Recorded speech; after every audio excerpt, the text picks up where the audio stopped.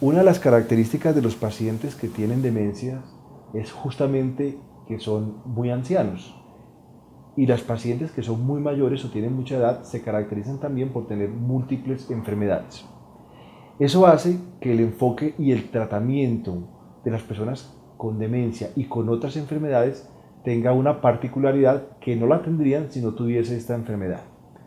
Por ejemplo, cuando una persona tiene una demencia y tiene que ir donde el odontólogo porque tiene un problema dental, pues realmente se requiere primero que el odontólogo sepa de la enfermedad y a su vez que realmente sepamos en qué grado de compromiso está la enfermedad de Alzheimer o cualquier otra demencia para justamente buscar la cooperación o la colaboración de los pacientes. En su gran mayoría, sobre todo cuando el diagnóstico está instaurado, los pacientes con demencias no suelen colaborar. Por lo cual, en ese caso en concreto de la odontología, se requiere de una anestesia y de una preparación que por supuesto debe estar de forma interdisciplinaria con especialistas que puedan ayudarnos a dar la anestesia. Si bien es cierto que hay procedimientos sencillos como la extracción de una muela, por ejemplo, o calzar una de ellas, poner una amalgama o algún tipo de intervención, pues podríamos buscar la colaboración del paciente. Pero es indudable que en la mayoría de los casos vamos a necesitar programarlos y posiblemente requiramos de consultorios de odontología que estén capacitados para dar este servicio. En Colombia en general y en Bogotá en particular tenemos odontólogos especializados en esa área que perfectamente saben lo que acabamos de decir y dan servicios bastante integrales y muy orientados hacia la parte de intervención odontológica en pacientes con demencia. Otra situación particular e importante es cuando el paciente debe acudir a la consulta del oftalmólogo. Los oftalmólogos requieren de la colaboración de las personas y es por ello que se han inventado o tienen una serie de herramientas que son bastante útiles para hacer la valoración oftalmológica adecuada. Bien sería el ejemplo de pediatría. Los niños cuando van ante el oftalmólogo pues tienen una serie de instrumentos basados en colores, basados en líneas, que realmente pueden orientarnos a si existe una mejor percepción o una peor percepción de la visión, especialmente cuando el optómetra, que es quien auxilia al oftalmólogo en esta parte de poder formular unas gafas, nos va a hacer una adecuada evaluación. La recomendación es asistir a sitios donde tengan experiencia en este tipo de personas y por supuesto que la persona que vaya a acudir con la enfermedad tenga la mejor disponibilidad, por supuesto estar médicamente controlado, es decir, que si previamente tiene una alteración de su comportamiento o de su conducta, pues esté con los medicamentos necesarios para que a la hora de asistir a este tipo de consultas puedan colaborarnos. En general, en todos los pacientes con demencia, cuando se acercan a una figura de autoridad, llámese figura de autoridad, el médico, el sacerdote, la enfermera, pues suelen responder mucho mejor y suelen colaborar. Así que es una oportunidad realmente buena de buscar la colaboración de todas las personas. Cuando una persona tiene una demencia y debe acudir a un hospital, generalmente tienen muchos mayores riesgos que las otras personas. Por ejemplo, podrían desarrollar un síndrome mental denominado delirium, donde se desorientan con mayor facilidad, se confunden, realmente incluso se pueden tornar agresivos e irritables, o por el contrario, estar muy dormidos, muy inapetentes o poco colaboradores. Esa situación es característica de la hospitalización. Es recomendable, cuando esto ocurre, que siempre esté acompañado de un familiar o de un ser que puedan reconocer claramente como un acompañante continuo y permanente. Los periodos de la tarde y de la noche suelen ser más difíciles por ese síndrome, se llama síndrome crepuscular o el síndrome del atardecer. Y en la hospitalización es mucho más claro. Hay muchas medidas preventivas cuando la persona debe acudir a un hospital que podríamos poner en práctica, como por ejemplo la luz, deben tener muy buena cantidad de luz, el control del dolor. Los médicos tenemos realmente esa función de si la persona tiene dolor, eso desencadena desde luego alteraciones más importantes en su comportamiento. Entonces recomendaríamos tener un buen control del dolor, la movilización, la continencia. Muchas veces quieren ir al baño, no lo podemos entender y es necesario poder entender todas estas variables. La temperatura y buscar un medio mucho más tranquilo dentro del contexto de lo que es un hospital para las personas con demencia es loable y es necesario buscarlo. Otro tipo de situación importante es cuando se realizan exámenes especiales, por ejemplo, una resonancia magnética cerebral o una tomografía e incluso una radiografía simple. Requieren de la colaboración, requieren de unas circunstancias muy particulares y especiales de todos y cada uno de ellos, y es por esto que debemos buscar no solamente que entiendan el tipo de procedimiento y posiblemente un contexto que a todos nos da temor, pero es el contexto del dolor, explicar que hasta donde sea posible que ello no conlleva a ningún tipo de dolor.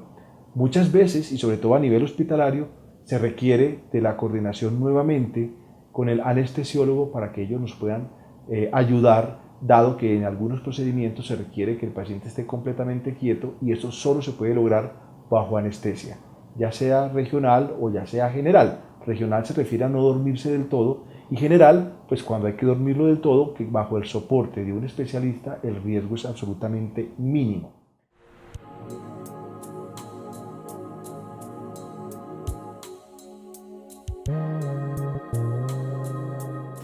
Un punto importantísimo para tener en cuenta es que las personas ancianas con demencia que reciben muchos medicamentos, muchas veces justificados por la presencia justamente de muchas enfermedades, a su vez esta situación en una especie de círculo vicioso puede llevar a peores respuestas y a situaciones mucho más difíciles de controlar.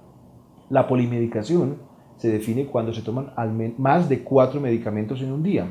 Es muy frecuente encontrarlo en geriatría y por supuesto debemos entonces evaluar la pertinencia y la necesidad de todos y cada uno de estos medicamentos.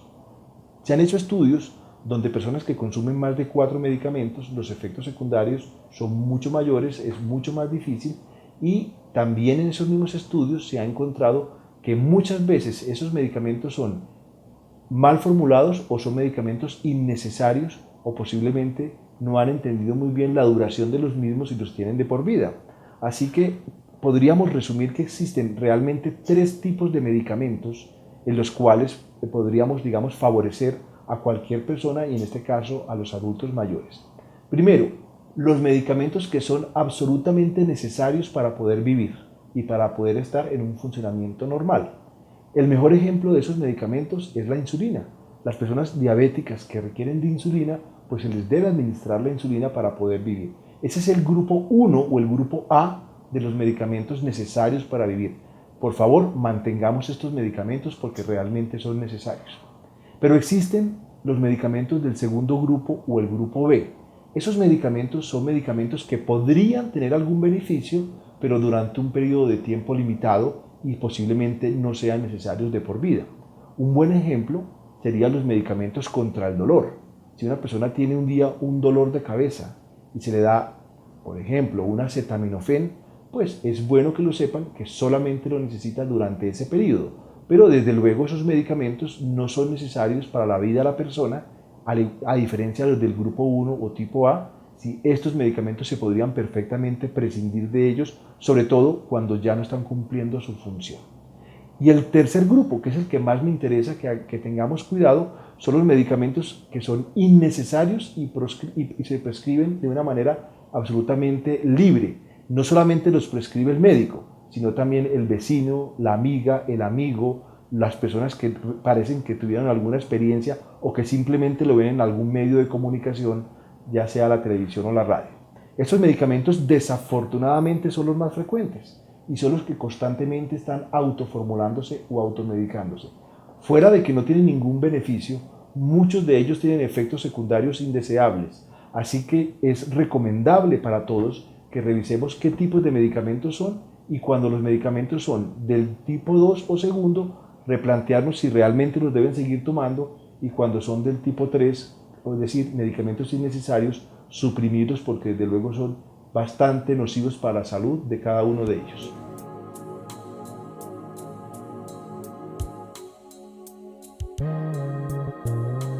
Son los médicos realmente los que deben tomar la responsabilidad de evaluar los medicamentos que se están tomando y por supuesto son ellos quienes tienen la responsabilidad de quitarlos o de sugerir que los sigan tomando.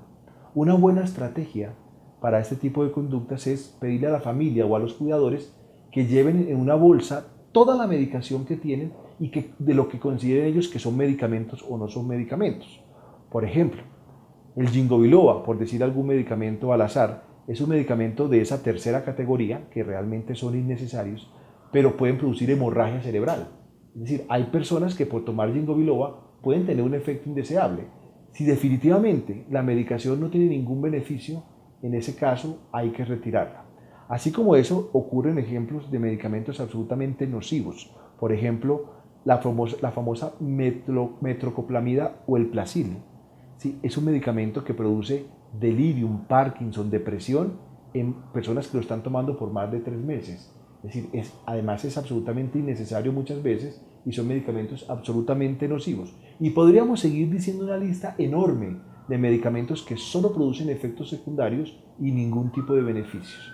Así que, y además muchas veces no son recordados por las familias como si fueran medicamentos, sino que son sustancias traídas de algún sitio, generalmente del exterior, y que son medicamentos que son innecesarios. Ahí entran todos los antioxidantes, desde la vitamina A hasta la Z si quieren, como dicen, y que realmente son muchas veces tóxicos y que no son necesariamente beneficiosos para la vida de estas personas.